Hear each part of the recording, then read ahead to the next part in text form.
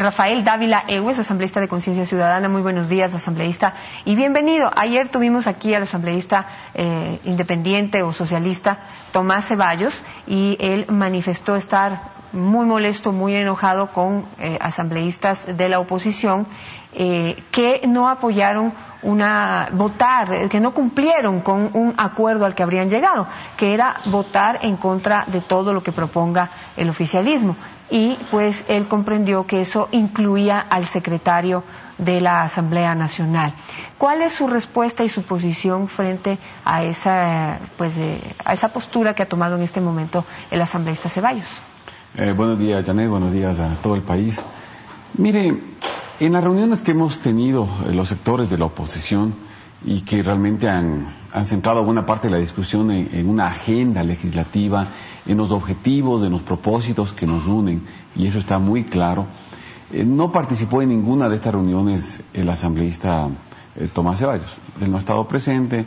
En ninguna de las reuniones se llegó a topar el tema del secretario de la Asamblea, que no es un tema de fondo en realidad. Es decir, lo importante es la conformación del CAL, que es el órgano administrativo de la Asamblea y que es quien califica los proyectos de ley, los procesos de fiscalización, la conformación de las comisiones legislativas. Estos son los temas fundamentales en lo que a organización de la Asamblea se refiere. No es un tema trascendental la elección del secretario. Y el momento de la votación ese día, el 31 de julio, en el minuto en que se iba a votar ya por el secretario, se lo vio al asambleísta Ceballos un poco preocupado por ese tema. Y parece que eso le ha molestado.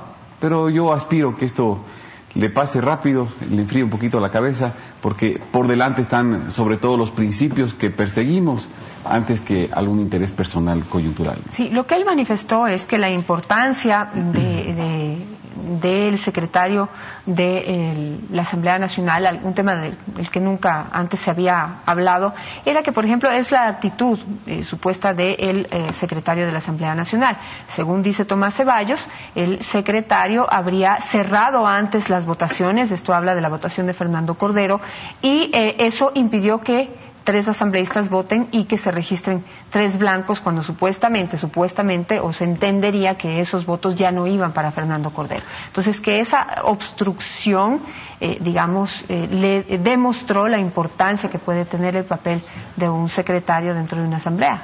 Pero en realidad no es así, ¿no? Porque el secretario no es quien puede ordenar que se vote o que no se vote, o que se repita una votación o que se reconsidere.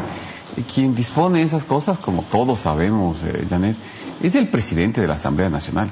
El secretario es, como su nombre lo indica, el secretario, quien recibe disposiciones de quien está presidiendo una sesión y nada más. No, mire, la otra que releva tan poca importancia que nunca formó parte de ese tema de las conversaciones que teníamos la oposición. Si fuera de esa trascendencia, tenga la certeza, tenga la seguridad que lo hubiéramos abordado y hubiéramos tenido un acuerdo sobre ese tema.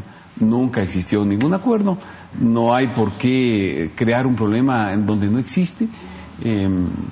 Luego le escuché que mencionaba que entonces se va a acercar al oficialismo por el tema de las leyes que vienen más adelante. Y esto es absurdo, porque una cosa es la elección de las autoridades de la Asamblea y otra cosa absolutamente independiente es el debate, la aprobación de las leyes, que tenemos la obligación de debatirlas y finalmente aprobarlas. Las leyes no deben ser analizadas por su proponente, sino por su contenido.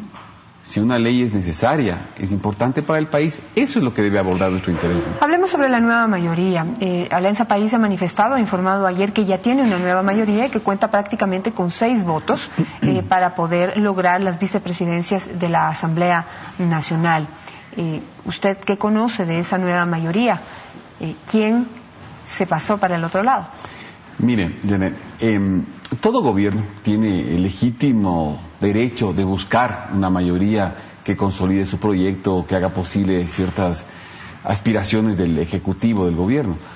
Lo que aquí estaba pasando es que esa mayoría se está haciendo utilizando las mismas herramientas y las mismas armas que tanto cuestionaron del pasado. Es decir, la entrega de partidas extrapresupuestarias que nos juraron y rejuraron que con el COTAD iba a haber absoluta equidad en las transferencias de recursos hacia los gobiernos seccionales. ¿Eso está confirmado? Porque había ciertas dudas de que fuera verdad.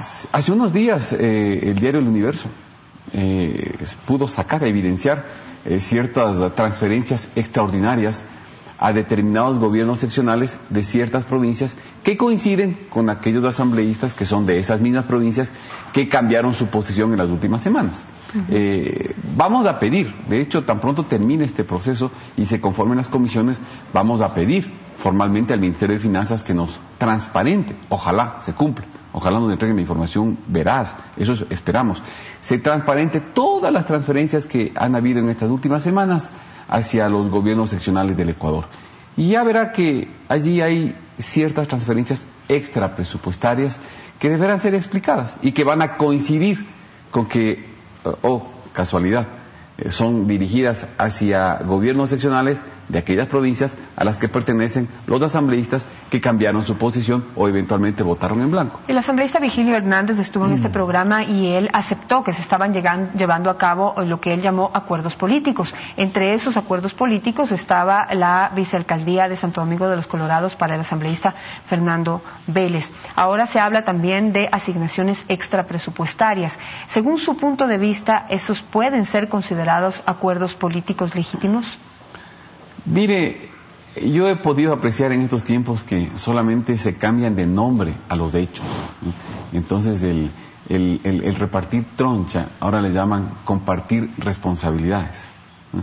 Y el transferir partidas extrapresupuestarias para favorecer a determinados gobiernos seccionales vinculados con asambleístas, le llaman acuerdos programáticos. Es decir, se está cambiando de nombre nada más, pero al Ecuador hay que decirle la verdad. Estos acuerdos están basados en ese tipo de componendas de toma y daca y que el Ecuador lo sepa, cómo se está forjando una mayoría en la Asamblea Nacional por un temor, yo diría, injustificado del presidente de la República. Al presidente le escucho con frecuencia decir que no va a permitir que se arme una mayoría obstruccionista y conspiradora. Y yo lamento que el presidente utilice estos términos porque al parecer a la discrepancia él le quiere llamar obstrucción y al desacuerdo le quiere llamar conspiración. El presidente tiene que aprender a gobernar en un ambiente en el cual hay una oposición con la que tiene que llegar a acuerdos por el Ecuador, porque no se trata solo de imponer mi voluntad, se trata de comprender cuáles son las leyes que el Ecuador necesita y entender que hay otra visión en el país que él debe respetar y forjar consensos a base del diálogo y buscar esos acuerdos.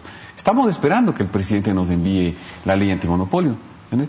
Que de paso le digo, hace 2 años existe en la Asamblea un proyecto de ley antimonopolio presentado por mí, que está archivada porque en la comisión correspondiente no han querido dar quórum, ni siquiera para tratar ese proyecto, a espera de que llegue la ley del Ejecutivo. Y estamos listos para debatir y para aprobar una ley antimonopolio que el Ecuador necesita. Y de ninguna manera va a encontrar el presidente ni obstrucción ni conspiración. El asambleísta Ángel Vilema, que estuvo hace un momento aquí en este programa, mostró la posibilidad, la apertura por parte de la Asamblea Nacional, digamos por parte del oficialismo que integra la Asamblea Nacional, que según se manifiesta pues ya tienen una mayoría y captarían las 2 vicepresidencias que quedan, de que sí estarían abiertos a la posibilidad de conversar para recibir proyectos presentados por distintos asambleístas y poder incluirlos en la agenda legislativa y tramitarlos. La verdad es que a la gente se la conoce por sus hechos, no por sus palabras. Y han pasado 2 años en los que no han dado evidencias de una apertura hacia las leyes que son presentadas por sectores de la oposición. ¿Qué nos hace pensar que en los próximos 2 años va a cambiar esa actitud? Si realmente quieren llegar a acuerdos, podemos plantear lo siguiente, Janet. Hay que elegir 2 vicepresidentes. Que un vicepresidente lo elija Alianza País y que el otro vicepresidente sea elegido por los sectores de la oposición. Ahí está, abiertas las puertas para buscar un acuerdo. Con esa propuesta me quedo que pues esperemos pueda ser también escuchada, recibida, analizada en pro, pues como he dicho siempre, de la democracia, que funcione la Asamblea Nacional y que pueda trabajar alrededor de una agenda legislativa que beneficie a todos los ecuatorianos. Muchísimas gracias, asambleísta Dávila, por estar esta mañana aquí en nuestro programa.